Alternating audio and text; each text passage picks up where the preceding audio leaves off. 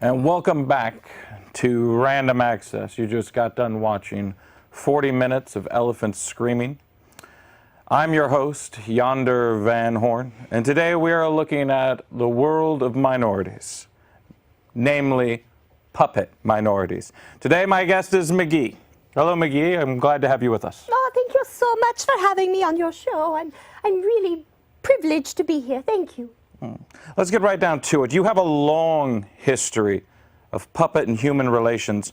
Over your many fights for puppet rights, do you see the future getting better, or are we more in a decline? Oh, well, that's a very complicated question. I like to try and stay optimistic, but I can only control the puppet end of things, so to speak. Humans control themselves, and I would like to think that the relationship would continue to improve and develop, but like I say, I can only, hire myself for certain gigs, and others I don't even get calls, so, I do what I can. Do you think the puppet lobbyists are doing their part for your people? Oh, they work so hard. They're there all day, all night sometimes, and they really try their best. I firmly believe that my union pays them well. I'm quite satisfied with all the work that they do. McGee, you worked for decades with the Henson Corporation. Educating children on puppets' rights. Do you look back at that time fondly?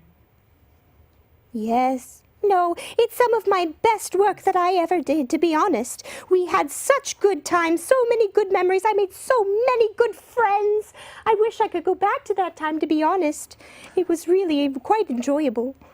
Do you think the Muppets' new work holds up to their old work at all? Do you have a position on that? Oh, well, that's a good way to make enemies, you definitely want to try and stay, PC. Okay. I like when they do their old stuff in this new time frame. There's a lot of fun, it's nostalgia you can bring back, and, it's good. But, man, those old times, you can't recreate that, It was it was just a golden era, so to speak, and, I mean... But nostalgia's hip right now. Like, you can do callbacks and things like that for the Muppets. I think people would still appreciate that. Phenomena went back on the radio. I heard it. Phenomena. It's something for the adults, and then their kids can enjoy it for the first time. I think there's a place for that. Since puppets don't age, McGee, do you view death differently than us fleshy humans? Oh, well, it is hard to say goodbye, that is for sure. I've always dearly loved all the people that I've worked with, and, when they do have to go to a different realm, so to speak, that can be quite difficult. So, in terms of worrying for myself, no, I don't worry for myself because I'm never going to die. But I do hate to say goodbye. That's hard sometimes. McGee, if you could go back and talk to yourself at 10 years old, what would be the one piece of advice you would give 10-year-old McGee? 10-year-old McGee. Oh, wow. I would probably tell 10-year-old McGee to study hard and stay in the academy and never date Tommy Pumperschnickel. He was bad. It wasn't a good relationship. The Pumperschnickel family has had a hard time as of late. You heard about that? Yes. Oh. I have no follow-up questions for that. Okay, thank you for that. Yes, that would be awkward. Immigration is a hot topic right now. Fix it in 4 words. Oh, milk of human kindness. Yeah, that ought to do it. Okay, good. So, where do you stand on the whole frog-pig marriage debate? Oh, well, as long as it is, a Muppet, you can marry really whoever you want. It doesn't really matter what size you are, how big or how small. So, as long as you're of the same species, so to speak, it's really not a big deal.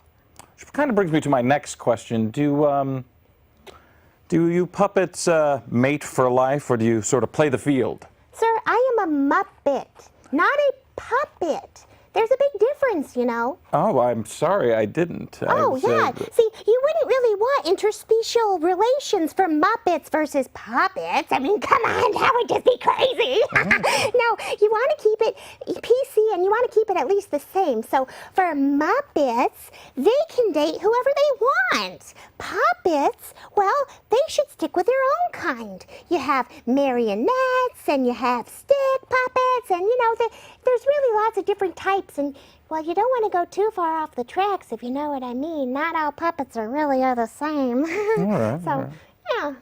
Would you call yourself a religious Muppet or a spiritual Muppet? Or does that even play a factor? I really just try to be a good person. I feel that that's the best way to go in terms of like thinking there's a cosmic muffin in the sky or something. I mean, I don't know about that. I never really have had to think about it too much because, you know, I'm just always going to be around and, you know, can always, you know, exist, I guess. Gosh, I would like to think that there's something bigger than myself. I know I didn't make me, so maybe there's something that did make me. That would be awesome. I've always been a little bit of a puppet nihilist myself. What's a nihilist? Oh, that's somebody that necessarily doesn't believe in anything. But moving on. McGee, you're trapped on a desert island. You can only bring one food to eat for the rest of your life. Oh. What is that food? One food the rest of my life? I think I'd go with papayas. They're delicious. Have you ever had a papaya? Oh, absolutely. You have to know how to cut them, though. It's kind of a pain. It's a little tricky. It takes a little talent. But once you know how, they're delicious. McGee, you've been a hero to so many. Who is McGee's heroes? And are they just puppet or Muppet based? Or do you have human heroes? Oh, no, there are plenty of human heroes. I love Carol Burnett. She is amazing. Carol Burnett, she is just so much fun. Yes. And, you know, I really did care for Lucille Ball as well. Such an entrepreneur. You know, she was the first lady who was pregnant on camera. The very first one that showed pregnancy and the first one to sleep in the same bed. I thought that was just so progressive for her time. I did not know that. Yeah, it's true. It's very true. I just really thought that she was a go-getter and really kind of, you know, broadening the perspective and horizons for females in general, whether human or Muppet or puppet or whatever. I thought it was great. I think I would be kicking myself if I didn't ask the straight and bold question. Okay. A couple years ago, Shoot. you walked right off the set of Sesame Street, got onto a plane, and flew to Africa. Some called it a meltdown. Yeah. Do you look back at that moment and regret your decision, or do you stand by it? Well, I did not anticipate you asking that question. Well, that was a dark time of my life, and I got through it. You know, sometimes, you know, feeling small in like a big space, sometimes it just gives you a chance to just be and to think and to get away from, you know, sometimes the things that bother you or might be negative in the world. And I found that there. Well, along with a lot of animals, it was kind of smelly and there was malaria too. But you know what? I thought that it was a really healthy, enjoyable experience for me. And I discovered myself. I really did. I developed as a Muppet. I enlightened myself. I think we all feel small sometimes. Yeah. I think, and we all need a break. So on behalf of everybody else, I think I understand what you're trying to say. Yeah. It can be hard sometimes. I hope you get adequate breaks. Do you have a good union? Yes. Oh, wonderful. A question that's bothered me for a long time. Bigfoot, fake or as real as a heart attack? Okay. Who put you up to this? Not the Bigfoot lobbyists. No, of course not. It's never them. Oh gosh. But, do you know the code word? The code word? You don't. Oh, God. Okay. Our PC answer. There is no such thing as Bigfoot. How could there possibly be a big, smelly beast out in the wilderness? What do you mean, what would he eat? There's in snow all the time. I mean, there's nothing to eat. And even if he lived in the woods, I mean, why is he going to eat pine cones? That's not tasty. So, no, I don't think there could possibly be a Bigfoot. No, that makes perfect sense. All right. I just had to ask. Okay, you asked.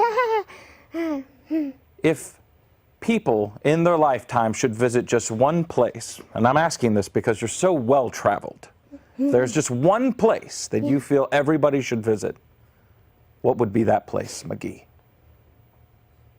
I think that everyone should go back to the first place they called home. I think that it is important because that developed you for who you are, and that's your identity and what's special to you, and you should always go back home at some point. Maybe you've always been there, and maybe you tried to get away really far, but I really think that, even if it changes throughout your life and throughout, whatever may happen geographically in that area, I think it's really important to go back home. It's a beautiful answer. Well, thank you. Hopefully for all of us someday that we can go home. Yeah. Like McGee. You're kind of a beautiful man, too. A beautiful answer, beautiful man, Anyway. Well, you're not a bad-looking puppet yourself? I'm a Muppet, sir. A Muppet, sorry. I thought that was copywritten. Muppet. Okay. Say, repeat it. Muppet. Yes, perfect, okay.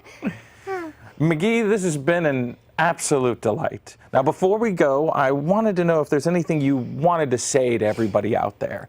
Is there any sort of message you feel that your years of work of fighting for Muppet rights, fighting to educate your time in Washington, is there anything you feel that if there is something that McGee said, let the world hear this?